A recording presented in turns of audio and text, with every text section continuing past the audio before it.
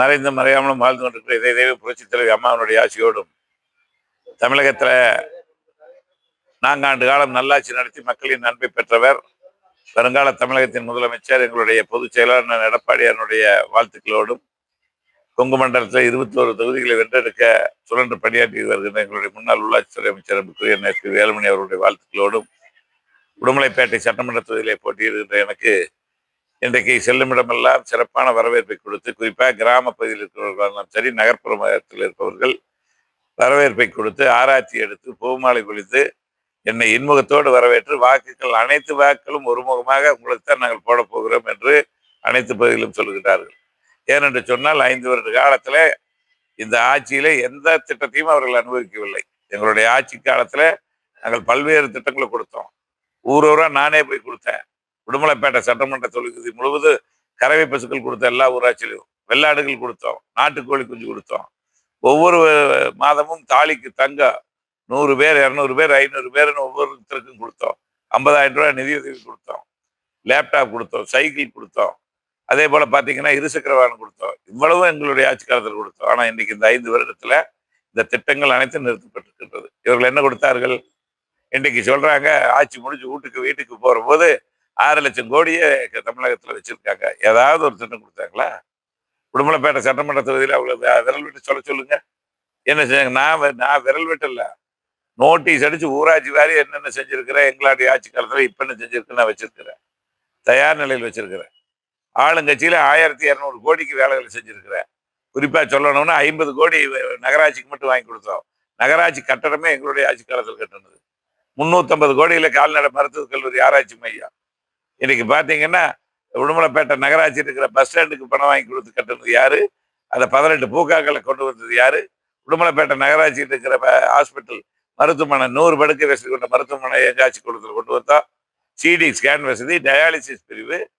இன்றைக்கு மனிதர்களுக்கு ஈக்குவலாக நம்முடைய பெறப்பட்டியில அந்த வாயில்லா ஜீவன்களுக்கு எல்லா அனைத்து வசதிகளோடு ஒரு பெரிய சிறந்த மருத்துவமனை, சிறப்பு மருத்துவமனை உருவாக்கி இருக்கிறோம்.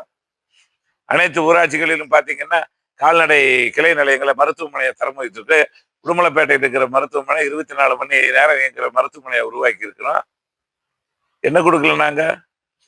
இவ்வளவு கொடுத்துருக்குறோம். எதிர்கட்சியா இருக்கிற போது நான் ஒரு 55-60 வில்லேஜுகளில் போய் பார்த்தீங்கன்னா சுத்திகரிக்கப்பட்ட குடிநீர் அனைத்து ஊராட்சிகளுக்கு நான் கொடுத்துருக்குறேன். ஒவ்வொன்றும் 10 லட்சம் ரூபாயில இருந்தாலும் 5 கோடி இல்லை. அதே போல படிக்கின்ற குழந்தைகளுக்கு, ஆரம்ப பள்ளி படிக்கிற குழந்தைகளுக்கு ஸ்மார்ட் கிளாஸ் எல்லா ஊராட்சிகளையும் கொடுத்துருக்குறோம். இவங்க என்ன பண்ணியிருக்காங்க? நான் சட்டசபையில பேசலன்னு சொல்லிட்டு இருக்கிறாங்க. சட்டசபையில இந்த மாவட்டத்தை கொண்டு போறதுக்கு முயற்சி பண்ணும்போது முதல்ல எதிர்ப்பு குரல் கொடுத்தது நான் தான். இங்கிருந்து தண்ணியை கொண்டு போறேன்னு சொல்லும்போது அதுக்கு எதிர்ப்பு குரல் கொடுத்தது நான் தான்.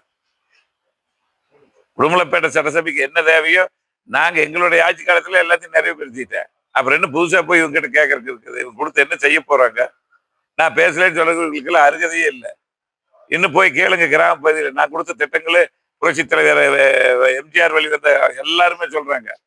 அண்ணன் புரட்சி தமிழர் எடப்பாடியார் சொல்றாங்க. அண்ணன் உள்ளாட்சித்துறை அமைச்சர் கொடுத்துருக்க ரோடு தார் சாலை போய் பாருங்க, எல்லா பக்கம் இருக்கு. 5 வருஷத்துல இவங்க எந்த தார் சாலை போட்டாங்க? எதுவுமே செய்யலையே. உடுமலைப்பேட்டை நகராட்சிக்கு இவங்க எவ்வளவு கோடி கொடுத்தாங்க சொல்லுங்க. இங்க நாங்க ஆரம்பிச்ச கால்நடை மருத்துவ கல்லூரி ஆராய்ச்சி மையத்தை கட்டடத்தை திறந்தோம் நீங்க பேசுறாங்களே, இது என்ன கொடுமை?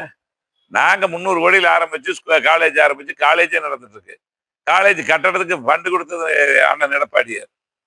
பட்டனை திறந்து வச்சுட்டு நாங்க தான் கட்டடம் கொடுத்தோம்னு சொன்னேன். இதெல்லாம் மக்களுக்கு தெரியும். மக்கள் தெளிவா இருக்கிறாங்க. உங்களுடைய ஆட்சி காலம் என்பது போதை மாநிலமா தமிழகத்தை உருவாக்கி கஞ்சா விற்பனை, கள்ளச்சாராய விற்பனை, மதுபான விற்பனை, 2L பீர், காலையிலிருந்து எப்பல் டூ பாரு எல்லாத்தையும் திறந்து வச்சு மக்கள் எல்லாம் இன்னைக்கு கடுமையான கோபத்தில் இருக்காங்க. விலைவாசி உயர்வு, மின்கட்டண உயர்வு, சொத்து வரி உயர்வு, நமக்கு குடிநீர் வரி உயர்வு, குப்பைக்கு வரி உயர்வு பண்ணி அந்த ஏழை நடுத்தர மக்கள் எல்லாம் நடு ரோட்டில் சிந்திக்கிறாங்க. அந்த எடப்பாடியார் சொன்ன தேர்தல் அறிக்கையில் சொன்ன 10,000 ரூபாய்க்கு மிகப்பெரிய வரவேற்பு. பிரிட்ஜ் கொடுக்குறோம்னு சொல்லியிருக்கு, அதுக்கு வரவேற்பு. குடும்ப தலைவிகளுக்கு 2000 கொடுக்குறோம், அதுக்கு வரவேற்பு. அதே போல அனைத்து கிராம பகுதியில் இருக்கின்ற நம்முடைய மதுரை வீரர் கோயிலுக்கு 5 லட்சம் ரூபாய் நிதி கொடுக்க போறோம். அதே போல பாத்தீங்கன்னா வீடு இல்லாத அனைவர்களுக்கு இடம் வாங்கி வீடு கட்டி கொடுக்க போறோம். அம்மா இருசக்கர வாகனம் கொடுக்க போறோம். 5 லட்சம் மகளிருக்கு 25,000 மானியத்துல. இதெல்லாம் மக்கள் மிகுந்த வரவேற்பு கொடுக்குறாங்க. அதே போல பாத்தீங்கன்னா நியாய விலைக்கடைக்கு போனா பாமாயிலும் பருப்பு இலவசமா கொடுக்க போறோம். மகளிருக்கு விலையில வட்டி கடன் கொடுக்க போறோம். அதே போல சிறுபான்மை மக்களுக்கும் கொடுக்க போறோம். இப்படி அனைத்து திட்டங்களும் நாங்க சொன்னா செய்வோம். ஏன்னா எங்களுக்கு மத்திய அரசு நிதியுதவி கொடுக்க போகுது. மாண்புமிகு பாரத பிரதமர் எங்கள் அண்ணன் எடப்பாடி சொல்லியிருக்கிறார். முதலமைச்சராக பொறுப்பேற்றவுடன் அனைத்து நிதியும் உங்களுக்கு வழங்கப்படும் சொல்லியிருக்கார். இதெல்லாம் நாங்க செஞ்சுட்டு இருக்கிறோம். செஞ்சதை சொல்றோம், செய்ய போறதை சொல்றோம். நீங்க தான் ஒண்ணுமே செய்யலையே.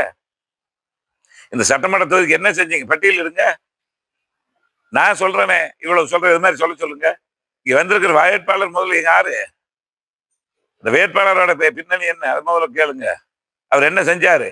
24வது வார்டில் நகர்மன்ற உறுப்பினரா அடையாளம் தெரியாம நின்று ஜெயிச்சு போய் இன்னைக்கு வரைக்கும் அந்த வார்டில் போய் ₹1 ஒரு வேலை பார்த்திருக்காரான்னு முதல்ல அதை சொல்லுங்க.